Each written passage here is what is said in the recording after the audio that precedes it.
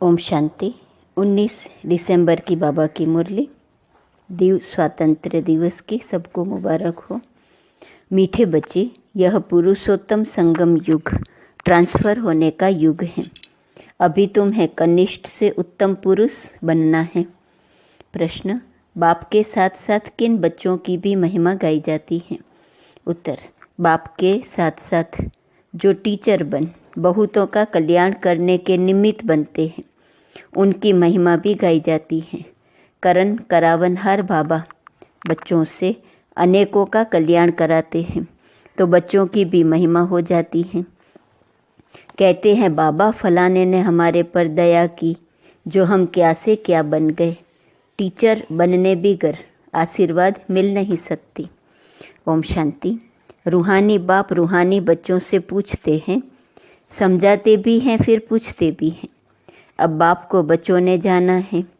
बल कोई सर्वव्यापी भी कहते हैं, परंतु उनके पहले बाप को पहचानना तो चाहिए न, बाप कौन है। पहचान कर फिर कहना चाहिए बाप का निवास स्थान कहाँ है। बाप को जानते ही नहीं तो उनके निवास स्थान का कैसे पता पड़े। कह देते वह तो नाम रूप से न्यारा है, गोया है नहीं। तो जो चीज़ है नहीं, उनके रहने के स्थान का भी कैसे विचार किया जाए। यह अभी तुम बच्चे जानते हो। बाप ने पहले पहले तो अपनी पहचान दी है, फिर रहने का स्थान समझाया जाता है। बाप कहते हैं, मैं तुम सबको इस रथ द्वारा पहचान देने आया हूँ। मैं तुम सबका बाप हूँ, जिसको परम पिता कहा जाता है। आत्मा को भी कोई नहीं जानते हैं। बाप का नाम रूप देश काल नहीं है, तो बच्चों का फिर कहाँ से आए। बाप ही नाम रूप से न्यारा है, तो बच्चे फिर कहाँ से आए। बच्चे हैं तो जरूर बाप भी हैं। सिद्ध होता है वह नाम रूप से न्यारा नहीं है। बच्चों का भी नाम रूप है, बल कितना भी सूक्ष्म हो। आकाश सूक्ष्म है तो भी नाम तो है ना आकाश। जैसे यह पोलार सूक्ष्म है, वैसे बाप भी बहुत सूक्ष्म है। बच्चे वर्णन करते हैं, वंडरफुल सितारा है जो इनमें प्रवेश करते हैं, जिसको आत्मा कहते हैं। बाप तो रहते ही हैं परम धाम में, वह रहने का स्थान है। ऊपर नजर जाती है ना, ऊपर अंगुली से इशारा कर याद करते हैं, तो जरूर जिसको याद करते हैं कोई वस्तु होंगी। परम पिता परमात्मा कहते तो है ना, फिर भी नाम रूप से न्यारा कहना, इसे अज्ञान कहा जाता है। बाप को जानना, इसे ज्ञान कहा जाता है। यह भी तुम समझते हो। हम पहले अज्ञानी थे, बाप को भी नहीं जानते थे, अपने को भी नहीं जानते थे। अब समझते हो हम आत्मा है, न कि शरीर। आत्मा को अविनाशी कहा जाता है, तो जरूर कोई चीज़ है ना। अविनाशी कोई नाम नहीं। अविनाशी अर्थात जो विनाश को नहीं पाती, तो जरूर कोई वस्तु है। बच्चों को अच्छी रीति समझाया गया है। मीठे मीठे बच्चों, जिनको बच्चे बच्चे कहते हैं, वह आत्माएं अविनाशी हैं। यह आत्माओं का बाप परम पिता परमात्मा बैठ समझाते हैं। यह खेल एक ही बार होता है, जबकि बाप आकर बच्चों को अपना परिचय देते हैं। मैं भी पाल्टधारी हूँ, कैसे पाल्ट बजाता हूँ यह भी तुम्हारी बुद्धि में है। पुरानी अर्थात पतित आत्मा को नया पावन बनाते हैं, तो फिर शरीर भी तुम्हारे वहाँ गुलगुल होते हैं। यह तो बुद्धि में है ना। अभी तुम बाबा बाबा कहते हो, यह पाठ चल रहा है ना। आत्मा कहती है बाबा आया हुआ है हम बच्चों को शांतिधाम घर ले जाने के लिए। शांतिधाम के बाद है ही सुखधाम। शांतिधाम के बाद दुखधाम हो न सके।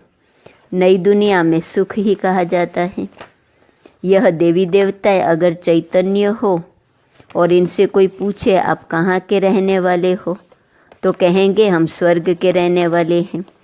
अब यह जड़ मूर्ति तो नहीं कह सकती, तुम तो कह सकते हो ना, हम असल स्वर्ग में रहने वाले देवी देवताएं थे, फिर 84 का चक्र लगाए, अब संगम पर आए हैं।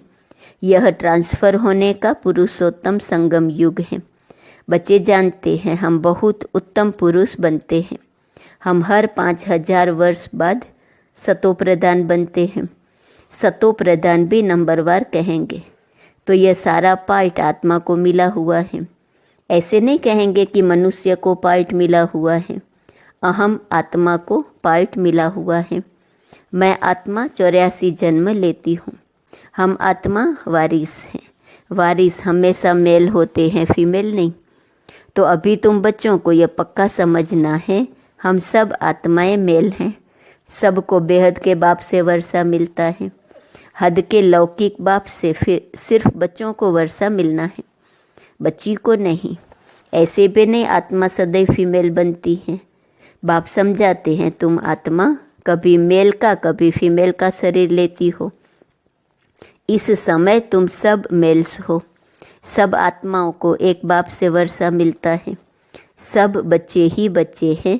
सबका बाप एक है। बाप भी कहते हैं, हे बच्चों तुम सब आत्माएं मेल्स हो, हमारे रूहानी बच्चे हो। फिर पार्ट बजाने के लिए मेल फीमेल दोनों चाहिए, तब तो मनुष्य सृष्टि की वृद्धि हो। इन बातों को तुम्हारे सिवाय कोई भी नहीं जानते हैं। बल कहते तो है हम सभी ब्रदर्स हैं, परंतु समझते नहीं। अभी तुम कहते हो बाबा आपसे हमने अनेक बार वर्षा लिया है। आत्मा को यह पक्का हो जाता है। आत्मा बाप को जरूर याद करती है, ओ बाबा रहम करो, बाबा अब आप आओ, हम आपके सब बच्चे बनेंगे। देह सहित देह के सब संबंध छोड़ हम आत्मा आपको ही याद करेंगे। बाप ने समझाया है, अपने को आत्मा समझ मुझ बाप को याद करो। बाप से हम वर्षा कैसे पाते हैं? हर 5000 वर्ष बाद हम यह देवता कैसे बनते हैं, यह भी जानना चाहिए ना। स्वर्ग का वर्षा किससे मिलता है, यह अभी तुम समझते हो। बाप तो स्वर्गवासी नहीं है, बच्चों को बनाते हैं। खुद तो नरक में ही आते हैं। तुम बाप को बुलाते भी नरक में हो, जबकि तुम तमो प्रधान बनते हो। यह तमो प्रधान दुनिया है ना। सतो प्रधान दुनिया थी। 5000 वर्ष पहले इनका राज्य था। इन बातों को, इस पढ़ाई को अभी तुम ही जानते हो। यह है मनुष्य से देवता बनने की पढ़ाई। मनुष्य से देवता किए करत न लागी वार। बच्चा बना और वारिस बना। बाप कहते हैं तुम सब आत्माएं मेरे बच्चे हो, तुमको वर्षा देता हूँ। तुम भाई भाई हो। रहने का स्थान मूल वतन अथवा निर्वाण धाम है, जिसको निराकारी दुनिया भी कहते हैं। सब आत्माएं वहाँ रहती हैं। इस सूर्य चांद से भी उस पार वह तुम्हारा स्वीट साइलेंस घर है। कितने नाम घर के दे दिए बाबा ने, मूल वतन, निर्वाण धाम, निराकारी दुनिया, स्वीट साइलेंस घर। परंतु वहाँ बैठ तो नहीं जाना है। बैठकर क्या करेंगे? वह तो जैसे जड़ अवस्था हो गई। आत्मा जब पाल्ट बजाए तब ही चैतन्य कहलाए। है चैतन्य, परंतु पाल्ट न बजाए तो जड़ हुई न। तुम यहाँ खड़े हो जाओ, हाथ पांव न चलाओ तो जैसे जड़ हुए। वहाँ तो नेचुरल शांति रहती है। आत्माएं जैसे कि जड़ हैं, पाल्ट कुछ भी नहीं जानती। शोभा तो पाल्ट में है न। शांति धाम में क्या शोभा होंगी? आत्माएं सुख दुख की वासना से परे रहती है। कुछ पाल्टी नहीं बजाती तो वहाँ रहने से क्या फ़ायदा? पहले पहले सुख का पाल्ट बजाना है। हर एक को पहले से ही पाल्ट मिला हुआ है। कोई कहते हैं हमको तो मोक्ष चाहिए, बुदबुदा पानी में मिल गया बस। आत्मा जैसे कि है नहीं। कुछ भी पाल्ट न बजावे तो जैसे जड़ कहेंगे। चैतन्य होते हुए जड़ होकर पड़ा रहे तो क्या फ़ायदा? पाल्ट तो सबको बजाना ही है। मुख्य हीरो हीरोइन का पाल्ट कहा जाता है। तुम बच्चों को हीरो हीरोइन का टाइटल मिलता है।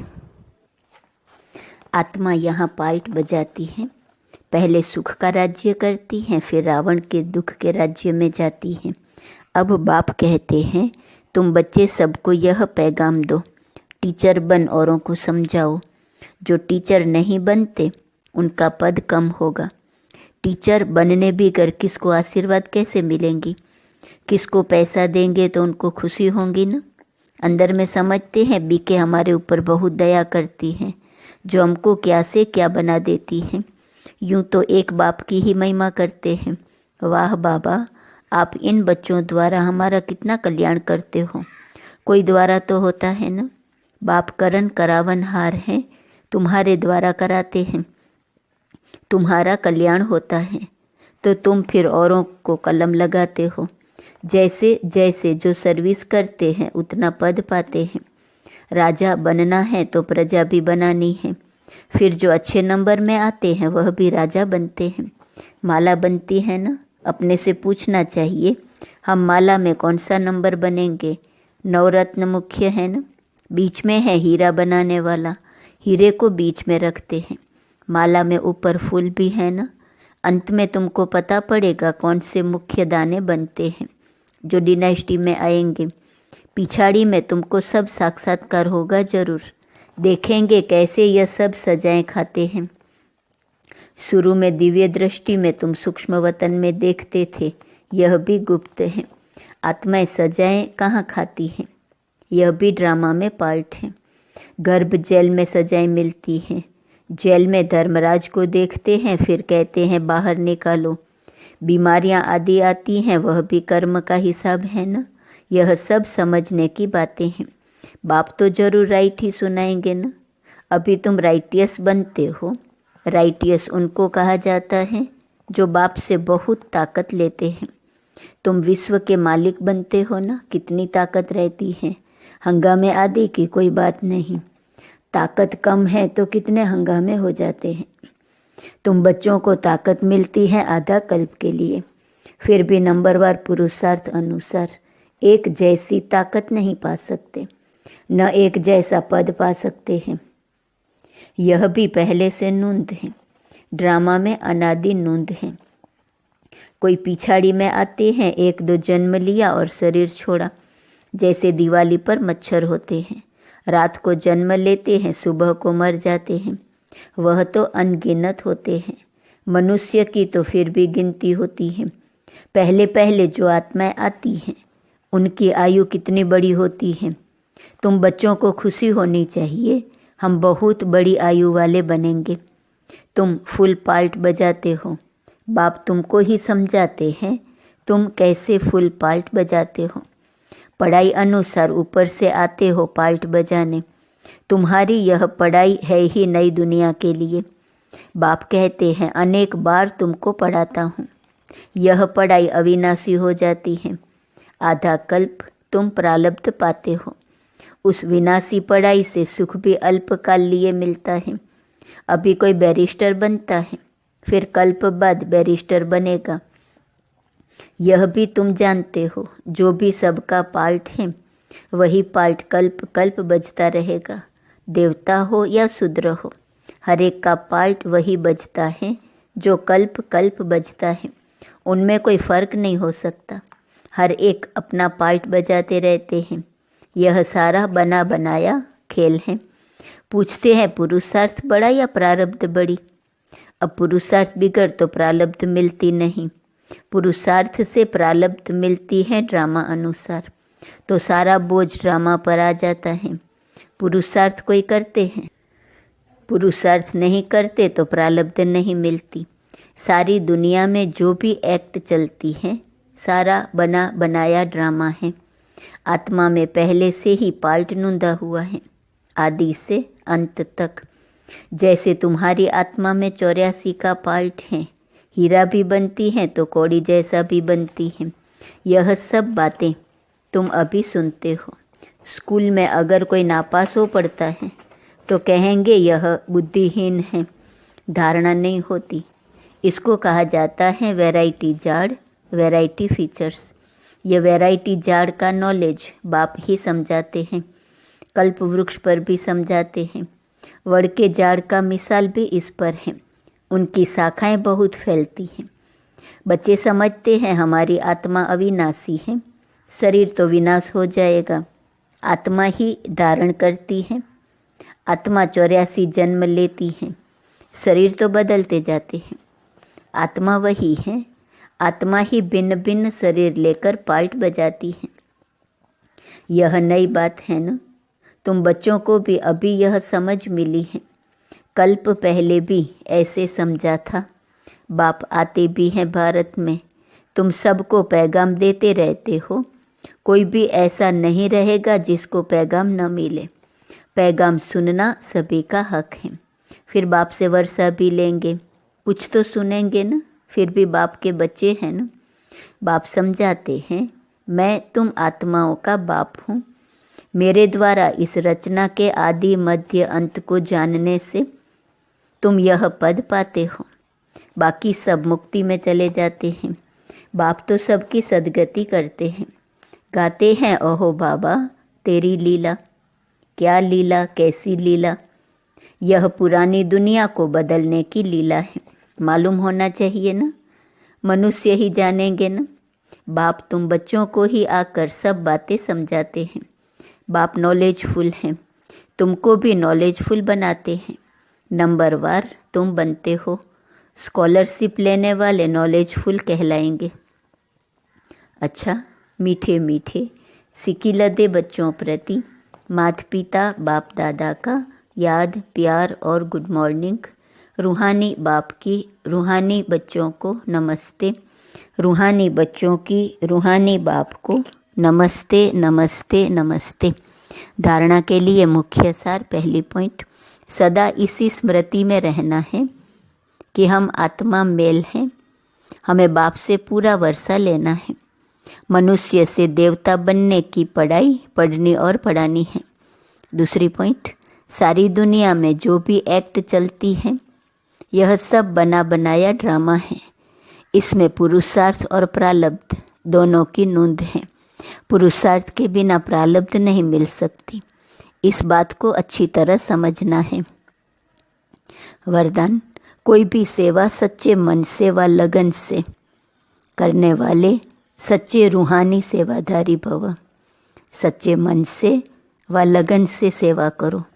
सेवा कोई भी हो, लेकिन वह सच्चे मन से लगन से की जाए तो उसकी 100 मार्क्स मिलती हैं। सेवा में चिड़चिड़ापन न हो। सेवा काम उतारने के लिए न की जाए। आपकी सेवा है ही बिगड़ी को बनाना, सबको सुख देना, आत्माओं को योग्य और योगी बनाना, अपकारियों पर उपकार करना, समय पर हर एक को साथ व सहयोग देना। ऐसी सेवा करने वाले ही सच्चे रूहानी सेवादारी हैं। स्लोगन, पवित्रता ही ब्राह्मण जीवन की नवीनता है। यही ज्ञान का फाउंडेशन है। आज का स्वमान है, मैं संतुष्टता का सर्टिफिकेट प्राप्त आत्मा हूँ। अव्यक्त इशारे की पॉइंट 19 दिसंबर। इस फाइनल पढ़ाई में हर एक बच्चे को 3 सर्टिफिकेट लेने हैं। एक, स्वयं से संतुष्ट। दूसरा, बाप दादा द्वारा सर्टिफिकेट। और तीसरा, परिवार के संबंध संपर्क में आने वालों द्वारा सर्टिफिकेट। परिवार में जितने ब्राह्मण संतुष्ट हैं उतने ही भक्त भी आपकी पूजा संतुष्टता से करेंगे। काम चलाऊ नहीं, दिल से करेंगे। ओम शांति।